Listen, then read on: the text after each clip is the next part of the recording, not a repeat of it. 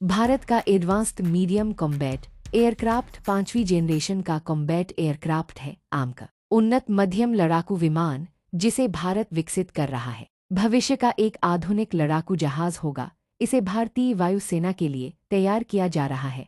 इस विमान को देश की दो प्रमुख संस्थाओं वैमानिकी विकास एजेंसी और रक्षा अनुसंधान एवं विकास संगठन द्वारा बनाया जा रहा है। यह एक अत्याधुनिक 5वीं पीढ़ी का ऐसा लड़ाकू विमान होगा जो दुश्मन के रडार से बचकर काम कर सकेगा और इसमें कई आधुनिक तकनीकें होंगी। इस विमान की खास बातें इस प्रकार हैं। यह लड़ाकू विमान इस तरह से बनाया जा रहा है कि दुश्मन के रडार इसे पकड़ न सके। इसके लिए इसमें विशेष प्रकार की सतह की परत, अंदर छिपे हथियार और ऐसा बाहरी आकार होगा जो रडार की पकड़ से बाहर रहेगा। यह जहाज आवाज से भी तेज उड़ सकेगा और वह भी बिना अतिरिक्त ईंधन जलाए, जिससे ईंधन की बचत होगी और मिशन तेजी से पूरे किए जा सकेंगे। इसमें कृत्रिम बुद्धिमत्ता, आधुनिक सेंसर और इलेक्ट्रॉनिक युद्ध प्रणाली होगी जो पायलट को युद्ध के समय तेज और सही निर्णय लेने में मदद करेगी। यह विमान हवा में दुश्मन के विमानों से लड़ सकता है, जमीन पर हमला कर सकता है,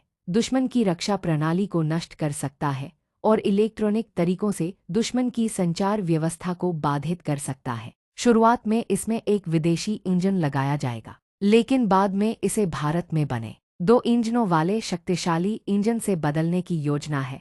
इसकी दिशा बदलने की क्षमता बहुत उन्नत होगी, जिससे यह पास की लड़ाइयों में भी बेहद प्रभावी साबित होगा। इसमें लंबी दूरी तक मार करने वाली मिसाइल, सटीक निशाना लगाने वाले बम और इलेक्ट्रॉनिक युद्ध से जुड़े उपकरण लगाए जाएंगे। जहां तक परमाणु क्षमता की बात है, यह विमान सामान्य युद्ध के लिए तैयार किया जा रहा है, लेकिन इसकी बहुपयोगी क्षमताओं को देखते हुए भविष्य में इसमें परमाणु हथियार ले जाने की संभावना हो सकती है। हालांकि इस विषय में कोई आधिकारिक जानकारी अभी नहीं है। यह परियोजना फिलहाल अपने शुरुआती परीक्षण और नमूना निर्माण के चरण में है।